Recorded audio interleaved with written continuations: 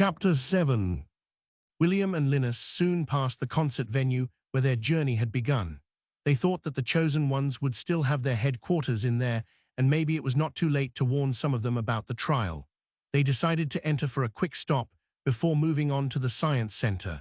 They thought that since they had visited the church, they had the priest's vision, which they could use as arguments for the religiously minded chosen ones. As they passed the gates, they saw a large crowd of light beings in the distance. They approached these beings and saw that they were all facing a single being that stood on the concert stage. It was Jacob, the leader of the chosen ones, that stood on the stage and held a speech. He preached how heavenly this place were and how everyone had exactly what they needed. There was no more loud noises or sharp colors.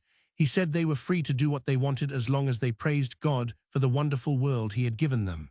Surely, he said, they were in heaven and everything there was wonderful. The crowd cheered and danced since they were sure of Jacob's authority. He continued saying that there were still unbelievers out there that needed to be converted, but they should not fear them as God had planned to convert them sooner or later. He said it was all a matter of time till the non-believers would give up their pursuits and fall on their knees to worship the one and only true God. He called the survivors of the transition the chosen ones since, as he said, they were among the few that God had allowed to continue into eternal life as he had stonified the unchosen people. He continued saying that all chosen ones must eventually turn towards God and live in harmony with the rest of them for eternity. William and Linus got onto the stage and called out Jacob for not knowing what he was talking about. Jacob was furious and told them to get off the stage. William continued telling the crowd that they had visited the science center and the scientists there had said that sun attracted the earth due to gravity and it would be ripped apart due to tidal forces in a matter of days. The crowd booed the two reversionists as they were immune to knowledge that did not come from Jacob himself. William continued through the booing, saying that their whole theology was wrong and that the scriptures said there would be a trial before the judgment of whether they would enter heaven or hell. He warned them that they were going through that trial at that moment, and they had to make the priority to pass the trial in order to be salvaged. Jacob told the crowd to make as much noise as possible to mute the non-believers. The crowd listened to Jacob's instruction and started screaming, which made no intelligible words listenable. William tried speaking over the loud noise and shouted that they should report to the guru, but it was of no use getting through. William and Linus had to leave the stage and head out the concert gates again. On their way out, a small group of chosen ones came to them and asked if it was really true that they were going through a trial. Linus quoted what the priest had told them from Revelation 20:12, "And I saw the dead, great and small, standing before the throne, and books were opened. Then another book was opened, which is the book of life, and the dead were judged by what was written in the books, according to what they had done."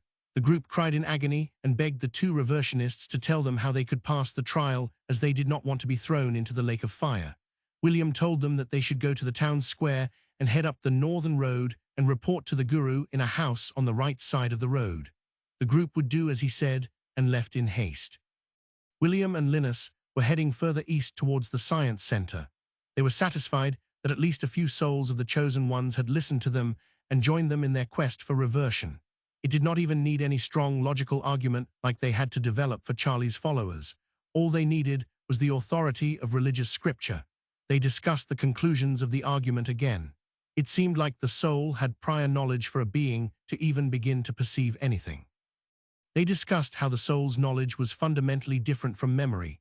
While memory was a function of the mind or brain, storing past experiences and sensory information tied to time and embodiment, the soul's knowledge was inherent and empha priori. It existed independently of any personal experiences, serving as an innate blueprint or structural code that made perception and understanding possible from the very first moment of awareness. They talked further about the difference between the soul and the mind. As their argument for external reality at the church had supposed, the mind was a dynamic, ever-changing structure built from experiences and memories. The mind was made of thoughts which was extended. This made it impossible that the mind was a candidate for ultimate reality, since anything extended could not be self-contained. But in contrast, the soul seemed to be the architectural blueprint or the structural code behind perception in the first place. The soul was the form that gave the mind its structure, not a collection of parts within that structure. It seemed the soul's wisdom had always existed.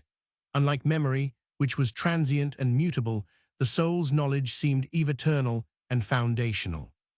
It seemed like the individual soul and awareness had in common that the concepts were both eternal. They discussed that the individual soul was only individual as long as it was connected to a body. Before the soul had entered the body, and after it had left the body, it seemed like it got united with awareness, since it was only individual as long as the body was attached to it. Before embodiment, the soul was not yet bound to particular sense organs, habits, or memories. It was undifferentiated, owing with the world soul. After embodiment, the soul left behind memory and sense impressions, returning to the universal state of the world soul. What seemed truly permanent in the soul was its participation in awareness, not its individuality. It seemed the inherent knowledge of the soul did not belong to the individual soul, but to awareness itself. It seemed like an illusion to call their soul their own, as it was only temporarily connected to the body, and was deeply connected to the unity of awareness. They thought of concepts in the material world which could be considered eternal. They discussed that time itself was eternal, since time, of course, existed as long as time existed. But time did not really exist like space did in the material world, as one could not change direction in time. They agreed that time was a concept belonging to the world soul. They discussed how space itself was eternal, since there was always space as long as there were time. William defined space as the absence of everything but space itself. Linus pointed out that this was a horrible definition, since that definition could be applied to everything. In fact, their souls was also the absence of everything except their souls. A cup was the absence of everything except the cup. It was an arbitrary definition that suited everything, so they could not use this definition for further investigation. William then thought of another definition of space, in that it was the potential to be filled with energy through contact with its borders.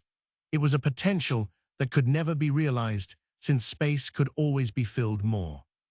Linus favored this definition very much. William thought of a thought experiment. William asked Linus to suppose that having a region which was filled with something that existed, that region and its content would also exist at a later point in time. Now he told him to suppose that there was a container half filled with energy and half filled with empty space. Now he told him to follow the logical steps of the consequences that the assumption that space exists brought.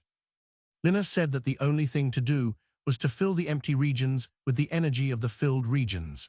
Now William pointed out that some region that before was filled with energy would now be empty, and left behind was space. He argued that since the region contained something that existed before the filling, namely the energy, then the later content, which was empty space, would also exist after the filling by their initial assumption.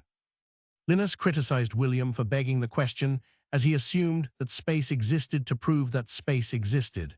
William argued that it was far more sophisticated, since every stone had been turned, and assuming the existence of space lead to no contradictions, and in fact by the logical conclusions, it confirmed its own existence by its very nature. William pointed out that, since they were pragmatics, they were not looking for absolute proof, but for a model that worked and held up under scrutiny. Linus could see William's point and found that space was a good model, as it did not bring any logical contradictions with it, like the extended ultimate reality had brought with it. Linus then tried to scrutinize the thought experiment. He pointed out that William had assumed that empty space existed. He likened empty space to non-existence. He pointed out that the concept of non-existence existing was inherently contradictory, because non-existence, by definition, was the absence of existence. If they conceived of non-existence as existing, they would create a paradox that undermined the very nature of what non-existence is.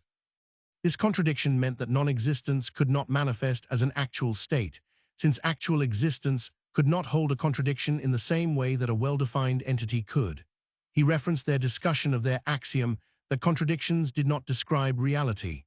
Non-being, by definition, was the absence of being, and yet to speak about non-being required that they gave it some kind of existence or presence in their thoughts. Therefore, he argued that a true void or absolute nothingness did not and cannot exist. What existed was eternal, since there was no non-existence into which that which existed could disappear. Therefore, Linus denied the state of absolute emptiness. William confronted this scrutiny, saying that he could see what Linus meant, but said that maybe empty space was not so much absolute nothingness itself, since that would mean it was completely unknowable and unintelligible. He proposed that non-being referred to the absence of specific qualities or forms, which was necessary for distinguishing between different things in the world. He gave the example that a chair was not a table because of the absence of certain properties in the chair that would make it a table. Thus, non-being became a necessary component of identity and differentiation in the world. In the case of empty space, it was simply the absence of energy and matter. He went on saying that non-being existed as a part of the process of becoming. Nous, the world of the forms, represented a more true being, eternal and unchanging, while the material world was a reflection of the forms, a world where change, decay, and imperfection occurred. The non-being here was the potentiality that was shaped by Nous and the world's soul into a structured, intelligible universe. The material world was a reflection of the forms and was inherently flawed and subject to change. As such, the material world involved a kind of non-being relative to the perfect, immutable forms. However, the non-being was not absolute but relative. It was not the complete absence of existence, but an imperfect, fleeting version of truer reality in the world of forms. Linus could see how the concept of non-existence in the context of emanation related to the degree of separation from the One. The further something was from the One, the more non-existence it embodied, though this should not be confused with absolute non-existence, which would be a complete absence of being. He could see how this made it possible for empty space to be the absence of energy and matter. So far they knew of three eternal beings in the material world: space, awareness, and the material world's mind. They felt there must be a deep connection between the three concepts. They had reached the science center. They noticed the walk from the concert venue was shorter than the last time they walked it. The even collapse of the earth must have made all distances shorter. There was a scientist speaking on the balcony in front of a crowd of light beings. He had finished speaking and ended with saying that as it was all their scientific equipment was still unusable, so they could not find out the properties of their world. He headed inside as William and Linus walked into the science center. They met a group of scientists which recognized them. William started by saying that they had gained a bunch more knowledge since they last spoke with each other. He told them how they had visited the church and found that the alternative reality that he had spoken of with the scientists matched the event called the resurrection in the scriptures. The scientists laughed at this statement since they were only concerned with material observation and not theology. Linus told the scientists to get it together and that all their scientific instruments would never work again, so the only way they could ever find out anything was hearing about their philosophy. The scientists swallowed their pride and told the two reversionists to continue. William said that they had met a guru who told them about the ultimate reality being founded in the One. He explained that the One was a non-extended, self-sufficient, absolute unity. He explained how the One would emanate Nous, which would emanate the world's soul. He then said that the world's soul's emanation and the material world's epistrophe was out of balance, which had created havoc in the world. The scientists asked what epistrophe was defined as. William said that it was basically a being's longing to unite with the One through contemplation of the creation and its source. Where emanation was pointed away from the One, epistrophe was pointed towards the One. The scientists asked them if the One was timeless. Linus said that of course it was timeless since it was absolute unity. If it was dependent on time, it would be split up into past, present, and future and not be unified. The world soul was the first hypostasis that included time. The scientists talked a bit with each other and concluded that the material world's epistrophe towards indeterminateness sounded like a quantum particle which probability density was spread out. They likened it to the number h-bar, which was Planck's reduced constant, and determined the strength of the material world's epistrophe. A larger h-bar, the more the material world practiced epistrophe. Conversely, they interpreted the world soul's emanation as an attempt to make a particle's position more determinable. They likened it to the force field which gave rise to a potential that locked the particle in place. They said the larger the potential was scaled, the more the world soul practiced emanation. They applied this model to the quantum mechanical harmonic oscillator. The harmonic oscillator was a quadratic potential that approximated the equilibrium state of a particle very well. They assumed a normalized Gaussian distribution where the mean would act as a classical solution to the harmonic quadratic potential. The spring constant, which was the scale of the potential, was in direct proportion to the world soul's emanation. The variance of the Gaussian was oscillating like it was breathing. They started with assuming a very small spring constant. They found that the mean evolved like a free classical particle that did not fit with the static world they experienced, so they made it so the initial momentum scaled with the spring constant. That fitted so that the mean of the probability density stayed still. Then the variance seemed like it got larger as time passed, which did not match their observations. They adjusted so that the mass of the particle was much larger than the spring constant, and then the variance would also be constant, just as they experienced in their stonified world with heavy mass. Linus asked the scientists what if the mass of the test particle was proportional to the factor the spring constant.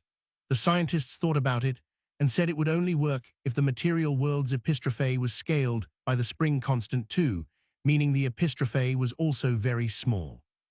Then the particle would behave as an ordinary oscillating particle. The mean value of the light particle's probability distribution would oscillate, and the particle would experience the breathing phenomena. William said that the light mass described themselves whose particles were very stable. It explained how they could continue existing without dissipating and not be stonified like the rest of the world. This was a breakthrough for both the reversionists as well as the scientists. Gabriel's philosophy could be interpreted by the scientists in order to justify the properties of the world they had ended up in. Now, William asked the scientists to tell what would happen if the material world's epistrophe and the initial momentum both scaled with the spring constant like before, but instead the spring constant was very large contrary to their world. The scientists pondered over this question and started with considering the case where the mass of the test particle was small compared to the spring constant. They concluded that the mean and variance of the probability distribution would oscillate uncontrollably. This aligned with how the scientists had predicted that the world would be extremely chaotic in that case, and no element would be stable, causing mass explosion of all matter. However, they said, very large mass that were proportional to the very large spring constant would be very stable and would act the same as very light mass did in their reality. This gave the reversionists hope that the stonified people with large spiritual mass could have survived in the alternative reality. William said that he believed that everyone was going through a trial that they had to pass individually in order to return to the new earth. The souls in their world had low spiritual mass and was gifted with company for the trial in order to find out in collaboration how to pass it. Unlike them, the people with large spiritual mass were cursed with being separated from others and had to figure out how to pass their trial on their own. The scientists were impressed by how the reversionists' philosophy had fitted so well in explaining what had happened to their world, but they were not convinced that they were going through a trial. Linus said that obviously the scale of world soul's emanation and the material world's epistrophe had gone out of balance. He argued that since it could go out of balance, there must have been some way for them to restore that balance. The scientists asked how them passing a trial could restore balance in a world which had gone out of balance seemingly globally. Linus said that them contemplating the one and its emanations could make it so that the material world's epistrophe grew stronger. The scientists considered it and then asked how they could make world soul's emanations stronger too. Linus was not sure about that, and neither was William. The scientists criticized the reversionists' argument for being incomplete. They were not even sure how their souls could influence awareness. William told the scientists the arguments they had made on the way to the science center. It seemed like the individual soul was just awareness attached to a body. Therefore, in a way, they all were connected to awareness. Therefore, they could inherently influence it. The scientists said that their individual soul was finite, but awareness seemed eternal. Linus told them about the perception argument to convince them that the soul was present before the mind was created. All in all, individual souls were just awareness manifested in a body. Linus said they had discovered three eveternal concepts in the material world: space and the material world's mind and awareness. The scientists pointed out that space and matter were deeply connected and inseparable. They asked the reversionists if they considered awareness being made of matter. William said that they had concluded that all eveternal beings were non-material due to thermodynamics, although their function could be dependent on interchangeable matter. The scientists asked the reversionists if they could think of anything that was made of energy, spanned the universe, and had always existed. The reversionists could not think of anything. The scientists asked if they had considered quantum fluctuations. William and Linus opened their eyes fully and could not believe they had not thought of quantum fluctuations as a fourth eveternal being in the material world. The scientists explained that even the vacuum of space was not truly empty. It had a baseline energy called vacuum energy. Quantum fluctuations, the temporary appearance of particle-antiparticle pairs, occurred spontaneously due to this inherent energy. The Heisenberg uncertainty principle ensured that they could never precisely determine both the energy and time of a system. This allowed for fleeting borrowing of energy, preventing a perfect void or absolute zero. The scientists explained that temperature corresponded to the average kinetic energy of particles in a system. Even as the system approached absolute zero, particles retained a minimum energy due to quantum effects, called zero-point energy. This prevented a system from reaching absolute stillness or complete energy removal. The third law of thermodynamics stated clearly that absolute zero was unattainable because an infinite number of steps would be required to remove all energy from the system. The two reversionists thought about how these principles echoed the idea of the paradox of non-being they had discussed on the way to the science center. Even when they removed all matter and energy, fluctuations persisted everywhere as a fundamental property of reality. The scientists discussed the consequences of eveternal beings in the material world. One of the scientists, who introduced himself as Frederick, said that an eveternal being must have existed at the beginning of time, since it had always existed as long as time existed. But he added, at the beginning of time, the universe was at its lowest entropy and had a uniform distribution of matter. This was because as entropy increased, it led to a more non-uniform state of the universe due to the effects of gravity. The two reversionists agreed that it would be the case that the lowest entropy state would be uniform due to gravity. He then explained that if every state was equally likely, there was no additional information to extract about the system's configuration. Therefore, uniformity would have no emergent properties like that of a conscious eveternal being such as the material world's mind. He said that if every point in the universe were the same, then the very container of that universe, namely space and time, would also have to be smooth, without any curvature, gradients, or differences. Space would be an unvarying, flat expanse, and time would be a linear, unchanging flow with no events to mark its passage. He said that space and time would not have any form of unevenness which could create a conscious being. However, he added, the universe was not completely uniform due to quantum fluctuations that created tiny ripples in the structure. As quantum fluctuations were the only source of non-uniformity in the beginning of the universe, he concluded that they were the only source from which a conscious being could originate. The two reversionists agreed with Frederick as quantum fluctuations could be the origin of interchangeable material, which could give rise to a non-material consciousness.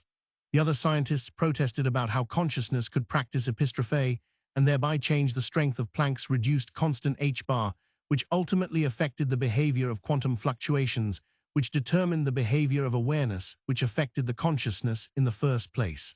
They pointed out that it sounded circular. William saw the issue and revised the ontology, saying, consciousness was not caused by fluctuations in a temporal sense, but co-defined with them. Both h-bar and the consciousness pulled the other into existence. Consciousness arose not after fluctuations, but with them. It was a non-material consciousness, co-defined by the very uncertainty that shaped quantum mechanics. It was not caused by fluctuations in a linear chain, but existed as their correlative. He described it like a melody formed through vibrations without being reducible to the instrument, though the melody itself determined what the instrument would play. Some of the scientists were still skeptical over the codependency of consciousness and quantum fluctuations. They said that it was unheard of that one entity could determine itself. Frederick confusingly looked at the other scientists and said that electromagnetism was an example of one phenomena influencing itself. The scientists went silent as they could see that their skepticism was self-defeating. Frederick further explained that Maxwell's equations clearly showed a codependency of electric and magnetic fields. A change in the electric field induced a change in the magnetic field, which again induced a change in the electric field. He argued there was no contradiction in electromagnetism, so it would be just as possible that a change in h-bar induced a change in the awareness, which again induced a change in h-bar. The scientists could not argue against the codefinition any longer and surrendered their skepticism. William and Linus decided that they had enough information from the scientists and decided to leave the science center and head back to the guru's residency. The scientists thanked them for making them wiser and suggested that Frederick should go with them on their journey, as they might need some more professional counseling. The two reversionists accepted the offer and took Frederick along with them. They decided to go on a straight path towards the guru's house to avoid Charlie's group and the chosen ones. As they walked, William asked Frederick what he thought about Boris' conclusion that they had to practice evil in order to attain balance within themselves. Frederick answered that he did not think that the key to balance was of a moral nature, since he saw morality as relative and could change depending on who defined it. He argued that power was itself neutral, just like fire held the key to cook food, thereby preserving life, but it could also destroy life if it got out of control. William agreed that since power gave choice, the choices people made with power could give widely different outcomes, but he thought that some outcomes should be preferred to others, and it required diligence when choosing a preferred outcome. Frederick agreed, but concluded that the preferred outcome was subjective and could ultimately not be agreed upon by everyone. William could see how morality seemed arbitrary.